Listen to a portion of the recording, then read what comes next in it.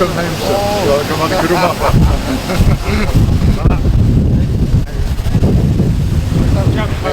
Siap.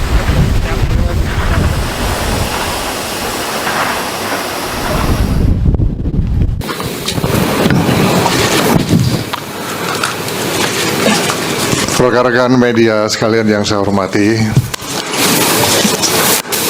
baru saja pemerintah dalam hal ini kementerian lembaga yang terkait bersama TNI, kemudian Polri, Kejaksaan, BSSN, kemudian Bank Indonesia, OJK, dan PPATK telah menindaklanjuti hasil capaian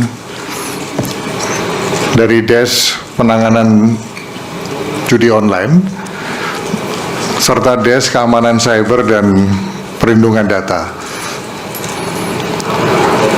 Rekan-rekan media sekalian, bahwa judi online kondisinya saat ini memang sudah cukup meresahkan, mengkhawatirkan, dan darurat begitu. Bapak Presiden pada beberapa kesempatan telah menyampaikan bahwa perputaran judi online yang ada di Indonesia ini telah mencapai kurang lebih 900 triliun rupiah di tahun 2024. Pemainnya kurang lebih 8,8 juta masyarakat Indonesia, yang mayoritas para pemainnya adalah kelas menengah ke bawah. 97.000 anggota TNI Polri dan 1,9 juta pegawai swasta yang bermain judi online. 80.000 pemain judi online yang usianya di bawah 10 tahun. Dan angka ini diprediksi akan terus bertambah jika kita tidak melakukan upaya-upaya yang masif di dalam memberantas judi online ini. Masifnya jumlah judi online ini dapat dipahami karena judi online menurut pakar cyber security itu dapat mendatangkan hormon endorfin yang membuat pemainnya merasakan perasaan senang dan bahagia ketika berhasil memenangkan salah satu permainan judi online ini. Padahal kemenangan itu memang sudah diatur oleh operator-operator judi online agar deposit dananya semakin besar. Ketika depositnya sudah besar, dipastikan pemain akan kalah dan kehilangan uangnya. Artinya apa? Bahwa sebetulnya judi online saat ini itu sudah seperti wabah, seperti penyakit menular yang menjangkit berbagai kalangan, dari kalangan tua hingga anak-anak. Nah, tentu saja sekali lagi dari fakta dan kondisi yang sudah sangat meresahkan dan mengkhawatirkan dan darurat ini, selanjutnya Des judi online telah dan akan terus melakukan upaya-upaya penindakan dan penegakan hukum, memotong dan memblokir situs-situs judi online, termasuk penelusuran dan pemblokiran aliran dana, serta melakukan kampanye dan edukasi publik untuk pencegahan judi online. Dari sisi teknis memang mudah, nampak sangat mudah untuk mengidentifikasi maupun melakukan pemblokiran terhadap situs-situs judi online. Namun dari hasil evaluasi kita,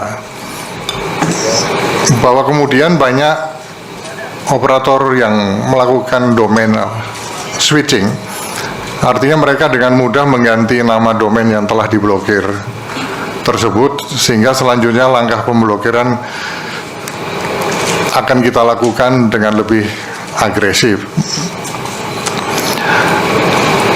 Dari hasil rapat DES pada hari ini, ada 3 hal prioritas yang akan ditindaklanjuti segera di dalam upaya pemberantasan judi online. Yang pertama adalah DES gabungan akan bekerja sama dengan platform-platform teknologi dan penyelenggara jasa internet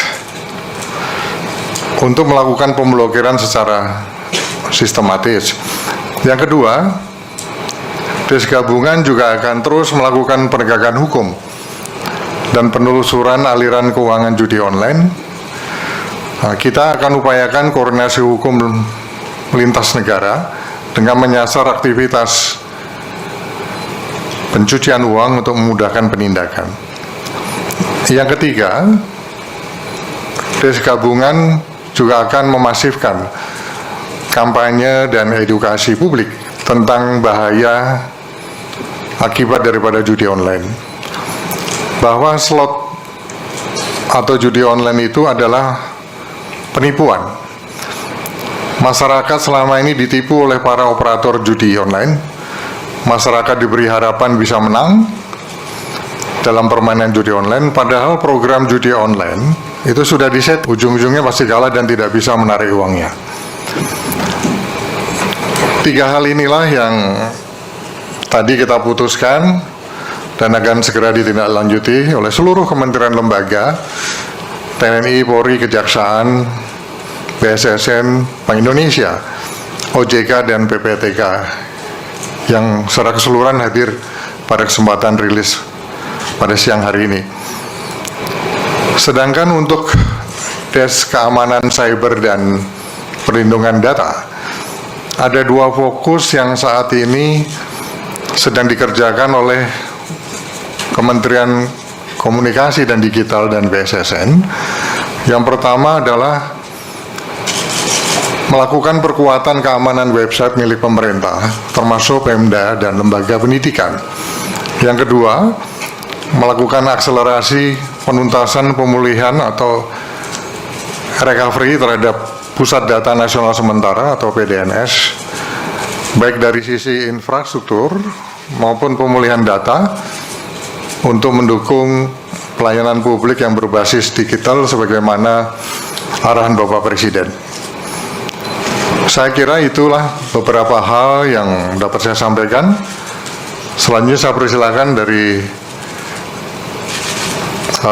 Presiden Prabowo tadi tiba di bandara langsung menuju ke penginapannya yang berada di Jalan Whitehall, salah satu penginapan di daerah London, yang mana ini agenda Presiden Prabowo hari ini adalah internal, sehingga kami para awak media hanya standby terlebih dahulu di sekitar penginapan untuk nantinya bisa memastikan sekiranya apa saja agenda Presiden Prabowo Subianto.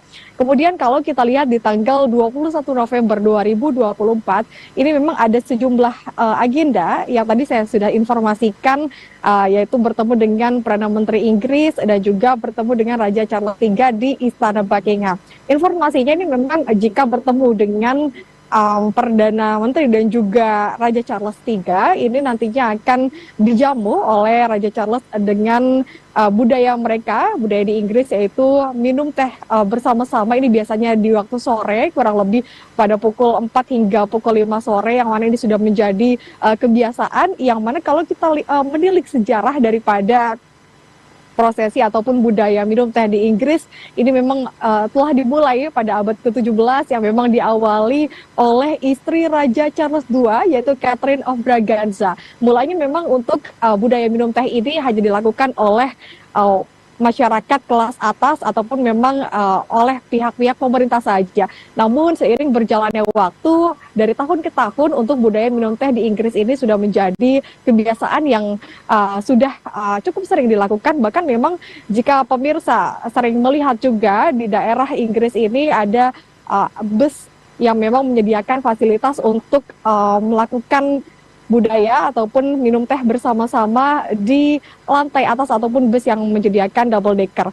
Nah, tidak hanya itu juga, pemirsa, rencananya memang agenda di Inggris ini pertemuan kenegaraan yang mana isu-isu dari beberapa negara lainnya Presiden Prabowo Subianto ini membawa isu ekonomi dan juga isu kenegaraan, mengingat memang kalau dilihat dari pertemuan sebelumnya, ini banyak sekali diskusi-diskusi yang disampaikan oleh negara-negara terkait, mulai dari China, Amerika Serikat, Peru, dan juga Brazil. Kemudian juga Presiden Prabowo menghadiri acara yang cukup besar ini ataupun international event gitu, yang mana ini agendanya juga cukup bergengsi sehingga menjadi pertukaran gagasan yang cukup luar biasa di awal masa jabatan Presiden Prabowo Subianto untuk nantinya bisa dibekalkan dan dibawa kembali ke negara Indonesia.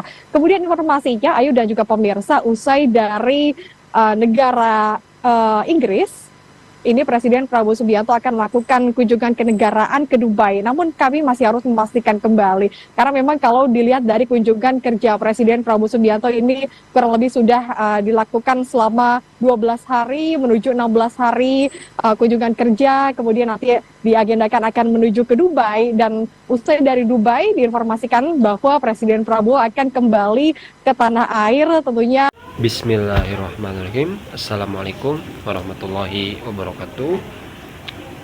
Allahumma sholli ala sayyidina Muhammad wa ala ali sayyidina Muhammad. Rabbi shrah li sadri wa yassir li amri wahlul 'uqdatam min lisani yafqahu qawli. Amin. Oke, Bapak Ibu, kita tadi sudah melihat sebuah video ya, yang mana yang pertama ada Bapak Prabowo Subianto melakukan kunjungan ke negara Inggris ya, dengan tujuan ya seperti biasa, yaitu mempererat tali silaturahmi ya, yang mana hubungan antara negara. Dan tak pandanglah ya, Bapak Prabowo Subianto terus setelah melakukan kunjungan ke negara ini langsung ke negara berikutnya. Semoga Bapak Prabowo sehat selalu ya, Bapak Ibu, karena begitu lelah pasti ya melakukan kunjungan seperti itu, apalagi itu antara negara, bukan antara pulau, bukan antara desa ya, Bapak Ibu. Jadi kita doakan ya Bapak Prabowo Subianto ya sehat selalu, ya Allah panjangkan umurnya, amin ya Allah ya rabbal alamin. Harus kita apresiasi ya kinerja dari Bapak Prabowo Subianto ini, yang mana begitu Masya Allah, begitu sangat-sangat puas ya saya sebagai masyarakat Indonesia, karena banyak bukti kerja nyatanya dari Bapak Prabowo Subianto ya, dimulai dari para koruptor ditangkap, kemudian para pelaku kejahatan lainnya ditangkap, pembasmian judi, pembasmian sekiranya itu merugikan rakyat ya, seperti judi online, alhamdulillahirrahmanirrahim sudah diberantas sedikit demi sedikit, mulai memberantas ke akar-akarnya. Harus kita apresiasi ya Bapak Ibu, Masya Allah. Dan di tim Indonesia Maju ini alhamdulillah ya, menteri-menteri, para semua kabinet ikut serta sekarang gotong royong ya mensukseskan program-program dari Bapak Prabowo Subianto ini, yang mana Masya Allah juga ya, Masya Allah sangat menguntungkan bagi rakyat. Semoga kedepannya makin rakyat itu sejahtera, amin ya Allah rabbal alamin. Allahumma sholli ala sayyidina Muhammad wa ala sayyidina Muhammad. Oke, kita doakan ya sekali lagi Bapak Prabowo Subianto sehat selalu, amin amin. Oke, itu dia informasi kali ini ya. Semoga kita semuanya sehat selalu. Terus doakan presiden kita Bapak Prabowo Subianto semoga sehat selalu, amin. Oke, sampai berjumpa di next video. Terima kasih. Wallahu a'lam bishawab. Bismillahirrahmanirrahim. Wassalamualaikum warahmatullahi wabarakatuh.